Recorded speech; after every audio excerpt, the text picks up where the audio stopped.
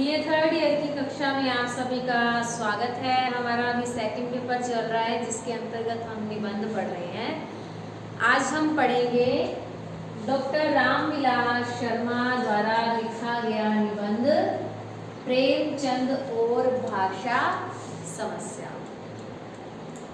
इस निबंध के अंदर डॉक्टर रामविलास शर्मा ने प्रेमचंद और उनकी भाषा पर अपने विचार प्रकट किए हैं।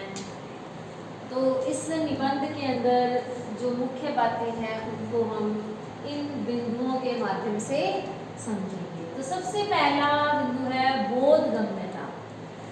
डॉक्टर रामविलास शर्मा ने अपने इस निबंध में बताया कि जो मुंशी प्रेमचंद जी थे वे किसी भी साहित्य के लेखन की जो भाषा है उसकी बोधगम्यता पर बल देते थे। बोधगम्यता का अर्थ क्या होता है? सरल, सहज, समझ में आने वाली भाषा। तभी तो हम प्रेमचंद के चाहे उपन्यास पढ़ते हैं या कहानियाँ पढ़ते हैं तो उनकी जो भाषा है वो बोधगम्य है, सभी को आसानी से समझ में आ जाने वाली है। अगर ग्रामीण पात्र हैं, उनकी कहानी के पात्र या उपन्यास के पात्र, तो उनकी भाषा उन्हीं के अनुरूप है। तो उनकी जो हम जितना भी उनका साहित्य पढ़ते हैं उनके अंदर सरल, सहज और बोधगम्य भाषा का ही प्रयोग हुआ है। तो वे अपनी इस भाषा के माध्यम से हर साहित्यकार को यही संदेश देना चाहते हैं कि साहित्य की जो भाषा है वो सरल, सहज और बोधगम्य होनी चाहिए। इसके बाद अगला जो बिंदु है वो है देवनागरी लिपि का समर्थन। लिपि क्या होती है? मैंने आपको प्रारंभ में बताया ही था। भाषा को लिखने का ढंग क्या है? लिपि कहलाता है। हमारी हिंदी भाषा की जो लिपि है वो देवनागरी लिपि है। जैसे अंग्रेजी भाषा है उसकी रोमन लिपि है, पंजाबी भाषा है उसकी गुरुमुखी लिपि है। तो इस तरह से जो भाषाओं की लिपियां हैं उनसे क्या है, भाषा को लिखने में आसानी हो जाती है। तो हमारी हिंदी भाषा की जो देवनागरी लिपि है, प्रेमचंद जी ने अपनी इस डॉक्टर रामविलास शर्मा ने प्रेमचंद के इस निबंध के अंदर यही बात बताई है कि जो प्रेमचंद जी थे वो देवनागरी लिपि का समर्थन करते थे, क्योंकि यह एक सर्वश्रेष्ठ लिपि है, बहुत ही प्राचीन लिपि है। ब्राह्मी लिपि से इसका विकास हुआ है और यह एक सरल, सहज और पूर्ण वैज्ञानिक लिपि है। जैसा कि हमने देवनागरी लिपि में पढ़ा भी था कि जो देवनागरी लिपि है इसके अंदर क्या होता है, उच्चारण में और लेखन में एकरूपता होती है, ठीक है, नियतता होती है, इसमें स्पष्टता होती है, कम खर्चीली लिपि है ये। तो इस तरह से हिंदी भाषा के लिए यह सर्वश्रेष्ठ लिपि है और इसी लिपि का समर्थन मुंशी प्रेमचंद जी ने भी किया है कि हमारी जो जितना भी साहित्य है वो देवनागरी लिपि में लिखा जाना चाहिए। उसके बाद तीसरा जो बिंदु है इस निबंध के अंदर बताया गया है, हिंदी उर्दू की बुनियादी एकता पर बल।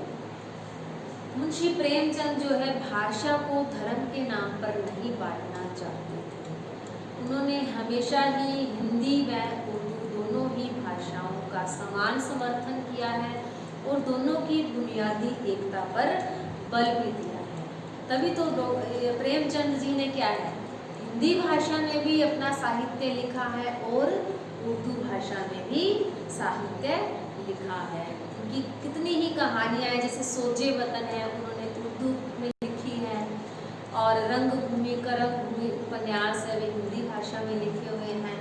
तो इस प्रकार से इन्होंने अपने समय के लेखकों को भी इसी के लिए प्रेरित किया कि उन्हें हिंदी और उर्दू दोनों भाषाओं में लेखन करना चाहिए, दोनों को समान सम्मान देना चाहिए। दोनों ही हमारे राष्ट्र के लिए क्या है, एक बुनियादी भाषाएं हैं। क्योंकि हमारा जब देश आज़ाद हुआ था तो यहाँ पर हिंदू और मुसलमान दोनों निवास करते हैं, तो भाषा के नाम पर क्या है, दोनों में विवाद हो जाता था। धर्म के नाम पर भाषा को बांट रहे थे।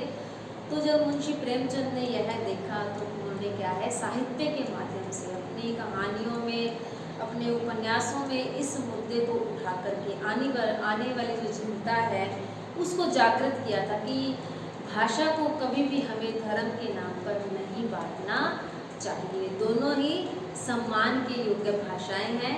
हिंदी और उर्दू दोनों में ही समान लेखन करके इन्होंने बुनियादी एकता स्थापित करने का प्रयास किया है। उसके बाद देखिए, हिंदी शब्दकोश को बढ़ावा।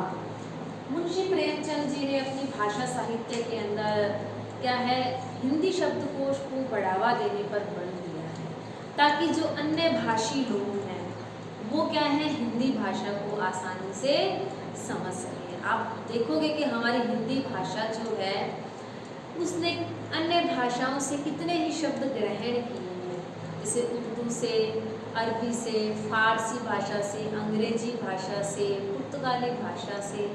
ये भाषाएं ऐसी हैं, इनमें से कितने ही ऐसे शब्द हैं जो हिंदी शब्दकोश के अंतर्गत आते हैं।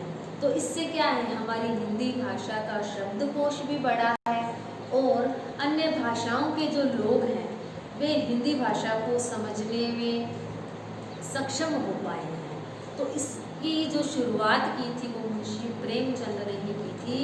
उन्होंने ही क्या, हिंदी शब्दकोश को बढ़ावा देने का प्रथम प्रयास किया था, जिसमें उनको पूर्ण सफलता भी मिली है। उसके बाद देखिए, राष्ट्रभाषा में साहित्य सृजन। मुंशी प्रेमचंद ने कहा कि हमारा देश तब तक तरक्की नहीं कर सकता, हमारा राष्ट्र जो है तब तक विकसित नहीं हो सकता जब तक हमारा जो साहित्य है वो क्या है, राष्ट्रभाषा में नहीं लिखा जाएगा। क्योंकि हमारा देश क्या है, जिसकी सदियों से गुलामी सहन करता आया है, उसी की भाषा को बोल करके बड़ा ही इतराता है। अंग्रेजी भाषा को बोलने में बड़ा ही सम्मान और गर्व को महसूस करता है। और इतनी मुश्किल से अंग्रेजों की गुलामी से हमारे राष्ट्र को मुक्ति मिली है, लेकिन फिर भी हम उनकी भाषा को अपनाने में संकोच नहीं कर रहे हैं, उसकी भाषा के आज भी हम गुलाम बने हुए हैं। तो मुंशी प्रेमचंद को यह बात बिल्कुल भी अच्छी नहीं लगी। उन्होंने अपने इस निबंध के अंदर क्या है, या अपने जो साहित्य है उसके माध्यम से क्या है, अंग्रेजी भाषा में साहित्य न करके हमारी राष्ट्रभाषा हिंदी में साहित्य सृजन करने का उन्होंने प्रयास किया। और आने वाले जो साहित्यकार थे उनको भी इसी के लिए प्रेरित किया था। उसके बाद देखिए, अंग्रेजी के प्रभुता के विरोधी। जैसा कि मैंने आपको इस पॉइंट में बताया कि हमारा जो देश है कितने ही समय तक अंग्रेजों की गुलामी को सहन करता आया है। तो अंग्रेज तो चले गए देश को छोड़ करके, लेकिन अंग्रेजी अभी भी हमारे देश में विद्यमान है। आज भी हमारे देश के साहित्यकार हैं, लोग हैं, क्या है, अंग्रेजी भाषा को बोलने में ही बड़ा ही सम्मान और गौरव मानते हैं। जबकि मुंशी प्रेमचंद जी क्या है, अंग्रेजी की प्रभुता के विरोधी थे। उन्होंने कहा कि जितना हम हमारे राष्ट्र को विकसित करना चाहते हैं उतना ही हमारे साहित्य को हमें विकसित करना होगा। हमारी आने वाली जो पीढ़ी है उसे हमारे साहित्य से रूबरू कराने के लिए हमारी राष्ट्रभाषा में साहित्य लिखा जाएगा, तभी हमारा राष्ट्र जो है तरक्की करेगा। तो उन्होंने अंग्रेजी के प्रति जो उनका विरोध भाव था वो उनके साहित्यों में भी मिलता है, चाहे वो उनकी कहानियाँ हों, चाहे वो उनका उपन्यास हो। जैसा कि मैंने आपको बताया कि हिंदी और उर्दू दोनों भाषाओं के वो समर्थक थे। उनकी जो सोचे वतन रचना आई थी, कहानी आई थी, उनको अंग्रेजों ने जब्त कर लिया था क्योंकि वह उर्दू भाषा में लिखी गई थी और साथ में ही उसके अंदर अंग्रेजों के विरुद्ध भारतीय जनता को जगाने का प्रयास भी किया गया था। तो उन्होंने क्या किया था, फिर हिंदी भाषा में लिखना शुरू कर दिया था। पहले वो धनपत राय के नाम से लिखा करते थे, फिर वो प्रेमचंद के नाम से लिखना शुरू कर दिया, लेकिन उन्होंने अपनी लेखनी को बंद नहीं किया था। अंग्रेजों के आगे उन्होंने उनकी प्रभुता के आगे उन्होंने अपने घुटने नहीं टेके थे। तो इस प्रकार से अपने समय के साहित्यकारों को भी उन्होंने इसी के लिए प्रेरित किया था।